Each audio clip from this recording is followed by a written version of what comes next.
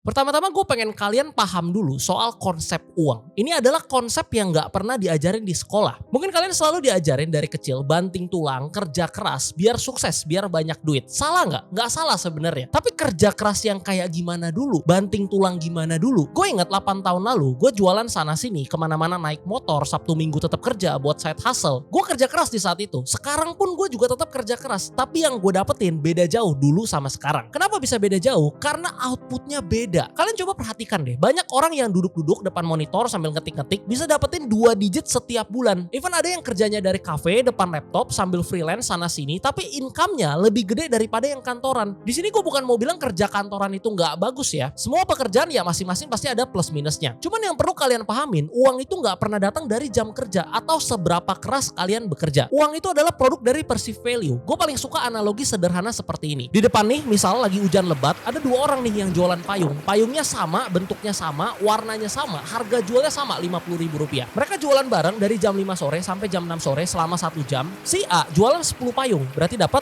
Rp500.000. Sedangkan si B jualan 20 payung, dapat 1 juta. Pertanyaannya apa yang membedakan? Coba kalian pikir dulu dan jawab dalam 3 detik. 3, 2, 1. Si A bantu 10 orang biar nggak kehujanan. Sedangkan si B bantu 20 orang biar nggak kehujanan. Si B ini bantu lebih banyak orang, jadi dia dapat lebih banyak. Itu analogi sederhananya. Yang tadi itu contoh dengan barang yang sama, harga yang sama, jam kerja yang sama, dan di tempat yang sama loh. Sekarang gimana kalau ada faktor yang membedakan? Value-nya tentu bisa jadi lebih besar lagi, bisa lebih berbeda lagi. Jadi semakin besar value yang kita hasilkan dan yang bisa kita kasih, uang yang bakal kita terima itu bakal makin banyak. Daripada banyak bacot, mending kita langsung masuk aja ke step yang pertama biar kalian bisa make 10 juta per bulan at least. Step pertama yaitu tukerin waktu kalian untuk uang. Karena semua profesional pasti berawal dari amatir. Sebagai amatir, hal terbaik yang bisa kita lakukan adalah menukarkan waktu yang kita punya untuk dapetin uang. Ini step awal loh ya, at the end kita nggak bisa terus-terusan nukerin waktu untuk uang. Sekarang misalkan kalian kerja nih dari pagi sampai jam 5 sore. Pulang ke rumah ada sisa waktu 3-4 jam sebelum tidur. Pertanyaan gue, apa yang kalian lakuin? Nongkrong sambil sebat-sebat nggak jelas, main Mobile Legends atau Netflix? Itu kan yang sering kalian lakukan. Waktu 3-4 jam yang kalian buang sia-sia itu bisa jadi duit. Coba mulai tanya ke diri kalian sendiri, apa skill yang kalian punya? Atau kalau nggak ada, apa yang bisa kalian pelajarin dengan mudah dan bisa jadi duit? Jadi desainer modal Canva, jadi editor modal CapCut, jualan online, affiliate keranjang kuning di TikTok. Realistis aja deh, nggak usah muluk-muluk. Kalian tukerin 3-4 jam kalian buat side hustle dan bisa hasilin 100.000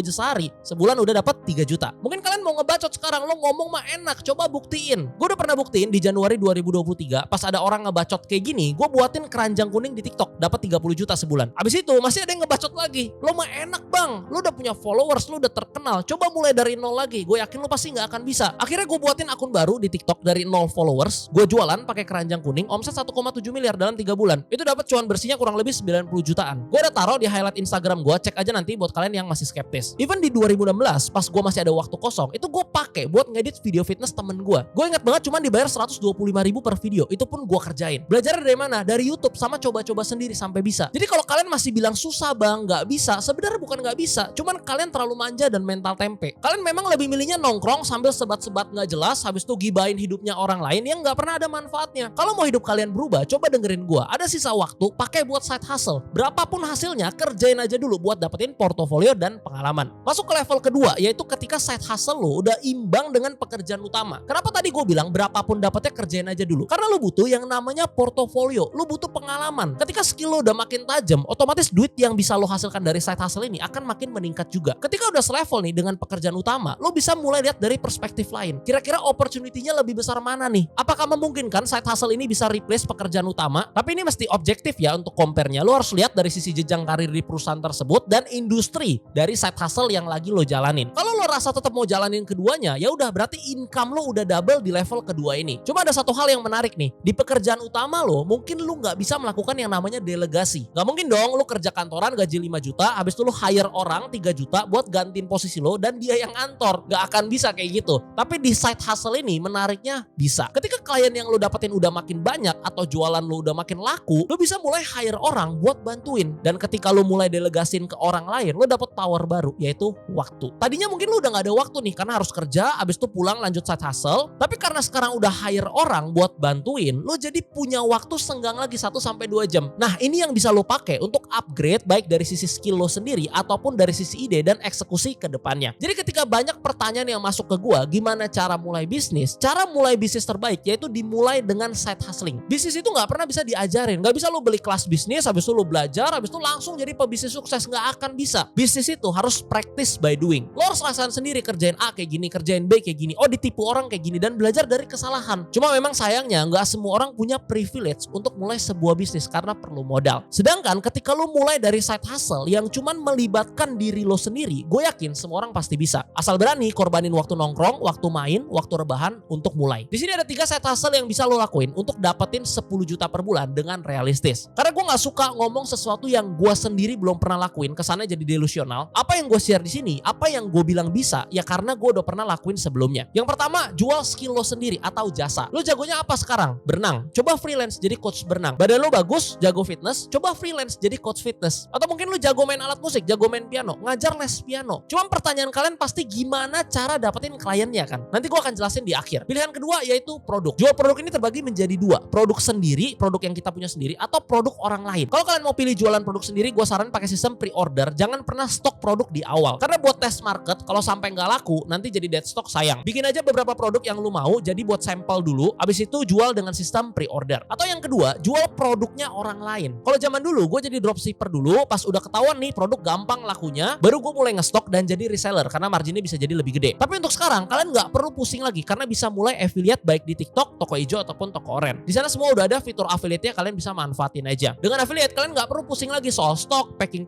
kirim, semua udah diurusin sama sellernya. Yang perlu kalian lakukan tinggal jualin aja produknya dengan cara kalian. Yang ketiga, ini yang penting, yaitu bikin konten. Kenapa konten? Kalian harus sadar, udah hampir 4 tahun ini kita hidup di atensi ekonomi. Cara buat dapetin atensi tanpa modal yaitu dengan mulai buat konten. Di sini mungkin beberapa dari kalian udah mulai drop nih karena mikir, gue nggak pinter ngomong, gue malu kalau di depan kamera kayak gini. Dengerin gue baik-baik. Gak ada orang yang lahir nih ya habis itu langsung jago ngomong depan kamera. Semua itu terbentuk karena yang namanya jam terbang yang dilatih secara terus-menerus. Konten pertama yang gue bikin itu jeleknya minta ampun. Kalau gue tonton ulang nih, gue pun enak sendiri ngelihatnya. Tapi hari demi hari, konten demi konten, jadi makin bagus. Ketika kalian mulai ngonten, terus udah 1 tahun dan gagal, coba gue tanya balik ke kalian, ruginya apa? Gak ada. Kalian belajar public speaking, kalian belajar nulis, copywriting, kalian belajar ngomong depan kamera, kalian belajar bikin caption yang menarik, marketing, branding, dan masih banyak lagi. Semuanya itu adalah soft skill yang sangat mahal harganya dan cuman bisa kalian dapetin dengan cara praktek. Jadi walaupun gagal, kalian tetap dapetin upgrade diri yang lebih baik. Sekarang gimana kalau andaikan berhasil? Mulai punya followers, mulai naik viewersnya, apa yang akan terjadi? Peluang kalian akan semakin terbuka lebar. Tujuan utamanya kalian mulai ngonten mungkin untuk jualan ya, biar produk atau jasa kalian bisa makin laku. Tapi kalian jadi punya banyak teman baru nih, lebih gampang untuk networking. Kalian juga bisa dapetin brand deals atau endorsement, bisa dapat sponsorship untuk video yang kalian buat, dan semakin rame serta bagus konten yang kalian buat akan berpengaruh juga terhadap pendapatan side hustle kalian yang kita bahas tadi. Contoh kalian sebagai coach fitness, pertanyaan gue, lebih gampang mana? Dapetin klien pas punya 10.000